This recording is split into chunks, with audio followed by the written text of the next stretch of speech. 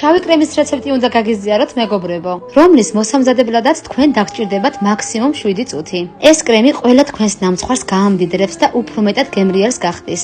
თუ კი გაინტერესებთ რეცეპტი, უყურეთ ვიდეოს ბოლომდე. დარწმუნებული ვარ, მისი მომზადებისას და დაგემოვნების შემდეგ თქვენი ფავორიტი კრემი გახდება. დავიწყოთ და მოვამზადოთ ერთად. სქელძირიან ჭურჭელში გადავიტანოთ 1 შეკვრა კაკაო, ვანილი, 3 სუფრის კოვზი შაქარი და ასევე დაგჭირდება 2 ცალი შესქელებული მოხარშული რძე. ესეც გადავიტანოთ კაკაოს მასაში და დავამატოთ 1 შეკვრა კარაქი. შემდეგ დავდგათ დაბალ ცეცხლზე და აი ასე განუწყვეტლივ ვურიოთ ნელ-ნელა. დროთა განმავლობაში გადნება კარაქი და ნელ-ნელა მივიღებთ კრემის ეფექტს. აუცილებელია იქამდე მივიყვანოთ მასა, როდესაც ბუშტუკებს გამოუშვებს. აი ასეთ კონსისტენციამდე უნდა მივიყვანოთ. როდესაც მასა აი ასეთი ერთგვაროვანი იქნება და სქელი იქნება, უკვე მზადაა და შეგვიძლია გადმოვდგათ. გადავიტანოთ სხვა ჭურჭელში და გავაციოთ.